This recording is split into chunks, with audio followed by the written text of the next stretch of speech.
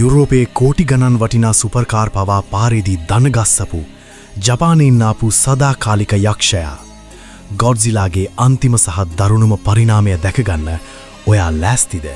ආයුබෝවන් වාහන master class series එකට ඔයාලව සාදරයෙන් පිළිගන්නවා. GTR කියන නම ඇහෙද්දි ලේ රත් වෙන්නේ නැති කාර් පිස්සෙක් මේ ලෝකේ නෑ. R35 පරම්පරාවේ අවසානය සනිටුහන් කරමින් ලෝක ප්‍රකට නිස්මෝ එහෙම නැත්නම් Nissan Motorsport ඉංජිනේරුවන්ගේ අතින් නිර්මාණය වුණු අතිශය දරුණුම සහ ඒරෝඩයිනමික් අතින් පරිපූර්ණම මෘගයා තමයි අද අපි ගෙනාවේ. ඒ තමයි අලුත්ම 2025 Nissan GTR Nismo. මේක නිකම්ම GTR එකක් නෙමෙයි. ට්‍රැක් එකටම හදපු රේසිං කාර් එකක්. අද අපි මේ මාස්ටර් ක්ලාස් එකෙන් GTR පිස්සන්ට දැනගන්න තියෙන හැමදේම එක්ක මේ 2025 Nismo යක්ෂයාගේ ඇතුළාන්තය ගැන 100% නිවැරදි එක්ස්පර්ට් ලෙවල් තාක්ෂණික විග්‍රහයක් කරමු. අපි කෙලින්ම යමු මේ යක්ෂයාගේ හදවතට. මේකේ තියෙන්නේ ලෝක ප්‍රකට 3.8 ලීටර් twin turbocharged V6 එන්ජිම. හැබැයි Nismo මාදිලියේ තියෙන විශේෂත්වය තමයි මේකට පාවිච්චි කරලා තියෙන්නේ Nissan GT3 රේස් කාර් එකේ turbochargers වල ඩිසයින් ටෙක්නොලොජි එක සහ ටර්බයින් ඩිසයින් කන්සෙප්ට්ස් භාවිතා කරලා ඩිවෙලොප් කරපු අතිශය කාර්යක්ෂම turbochargers දෙකක්. මෙතනදී GTR පිස්සු අනිවාර්යෙන්ම දැනගන්න ඕන රහසක් තියෙනවා. මේ එන්ජිම රෝබෝලා අතින් හදන එකක් නෙමෙයි. ජපානයේ ඉන්නවා ටකුමි කියලා හඳුන්වන අති විශිෂ්ට ඉංජිනේරුවෝ 4 දෙනෙක්. මේ මුළු ලෝකෙටම යන GTR එන්ජින් අතින් හදන්නේ මේ 4 දෙනා විතරයි. හැම එන්ජින් එකම ඒක හදපු ඉංජිනේරුවාගේ නම ගහපු බැජ් එකක් තියෙනවා. මේ අති විශිෂ්ට එන්ජිමෙන් අශ්ව බල 600ක උපරිම බලයක් RPM 6700 වලදීත් නිව්ටන් මීටර් 652ක දැවන්ත ටෝක් එකක් RPM 3600ත් 5600ත් අතරදීත් නිපදවනවා. මේ එන්ජිමේ බලය රෝදවලට යවන්න දීලා තියෙන්නේ 6-speed dual clutch transmission පද්ධතියක්. ඒක බැලන්ස් එක වෙනුවෙන් තියෙන්නේ කාර් එකේ පස්සේ. මේ බලය පාලනය කරන්නේ ලෝක ප්‍රකට Atessa ETSA all wheel drive පද්ධතියෙන්. 2024 සහ 2025 Nismo මාදිලිවල තියෙන ලොකුම අලුත් තාක්ෂණික වෙනසක් තමයි මේකේ තියෙන front limited slip differential system එක අලුතින්ම retune කරලා corner exit grip එක තවත් වැඩි කරලා තියෙන එක. ඒ නිසා කෝනර් එකකින් කාර් එක එළියට ගනිද්දී මේකෙන් ලැබෙන ට්‍රැක්ෂන් එක ඇත්තටම පිස්සු හැදෙනවා. 2025 GTR Nismo එකේ බර අඩු කරන්නයි ඩවුන්ෆෝස් එක වැඩි කරන්නයි කාබන් ෆයිබර් ඕනවට වඩා පාවිච්චි කරලා තියෙනවා. වහලේ බොනට් එක, ඉස්සරහා බම්පර්, ෆෙන්ඩර්ස්, ට්‍රංක් ලිඩ් එක මේ ඔක්කොම කාබන් ෆයිබර්. විශේෂම දේ තමයි මේ අලුත්ම මාදිලියට ලැබිලා තියෙන Swan neck rear wing එක.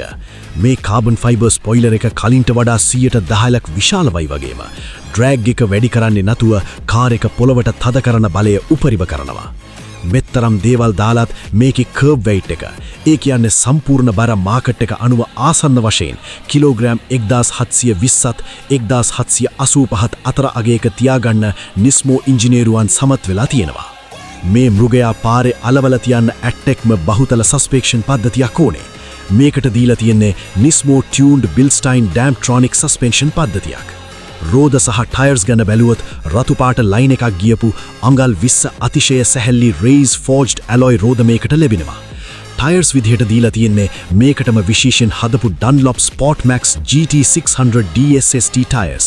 ටයර් සයිස් එක ඉස්සරහට 255/40 ZRF20 සහ පස්සට දැවන්ත 285/35 ZRF20 විදිහට තමයි එන්නේ. මේවා නිකම්ම ටයර්ස් නෙමෙයි. ට්‍රැක් එකේදී පාරට මැලියම් ගහපු තරම් මුරුදු රබර් සංයෝගයක් තියෙන ටයර්ස්. අශ්ව බල 600කින් විස්සි වෙලා යන යක්ෂයෙක්ව නවත්තන්න ලේසි නෑ. ඒකට Nissan විසින් GTR එකට ලබා දෙන අතිශය බලවත් Brembo carbon ceramic brake package එක මේකට දීලා තියෙනවා. ඉස්සරහට අඟල් 16.1ක අති විශාල ඩිස්ක් එක 6 පිටන් කැලිපර්ස් සහ පස්සට අඟල් 13.3ක ඩිස්ක් එක 4 පිටන් කැලිපර්ස් ලැබෙනවා. මේ කාබන් සෙරමික් බ්‍රේක්ස් නිසා අධික රස්නයකදීවත් බ්‍රේක් පවර් එක අඩු වෙන්නේ නැහැ. ඉලෙක්ට්‍රොනික්ස් ගැන කතා කරොත් අඟල් 8ක ටච් ස්ක්‍රීන් එකක් එක්ක GTR වලටම ආවේනික ටෙලිමෙට්‍රික්ස් ඩිස්ප්ලේ එක මේකේ තියෙනවා. මේක ඩිසයින් කරේ Gran Turismo ගේම් එක හදපු Polyphony Digital සමාගමෙන්. ඒ වගේම ඩ්‍රයිවිං මෝඩ්ස් පාලනය කරන්න විශේෂ ස්විච් 3ක් තියෙනවා. මේ තුනම රතු පාටින් තියෙන R මෝඩ් එකට දැම්මම සස්පෙන්ෂන් තද වෙලා, ගියර් මාරු වෙන වේගය තත්පරින් දශම ගානකට අඩු වෙලා කාර් එක සම්පූර්ණ රේසිං කාර් එකක් බවට පත් වෙනවා. ඇතුලේ තියෙන රිකාරෝ කාබන් ෆයිබර් බකට් සීට්ස් නිසා රයිඩර්ව සීට් එකටම තද කරලා අල්ල ගන්නවා. ගොඩ්සිලා කියන්නේ කෑම කන යක්ෂයෙක්.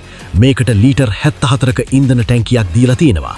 ෆියුල් කන්සම්ප්ෂන් එක ගැන කතා කරොත් සාමාන්‍ය භාවිතයේදී ලීටරයට කිලෝමීටර් 6ත් 8ත් අතර අගයක් තමයි ඉන්ධන කාර්යක්ෂමතාව විදිහට ලැබෙන්නේ.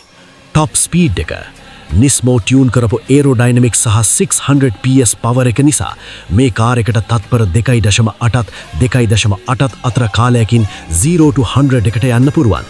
ඒ වගේම ප්‍රායෝගිකව පැයට කිලෝමීටර් 315ත් 320ත් පමණ උපරිම වේගයකට යන්න මේ 2025 Nissan GT-R Nismo එකට පුළුවන්.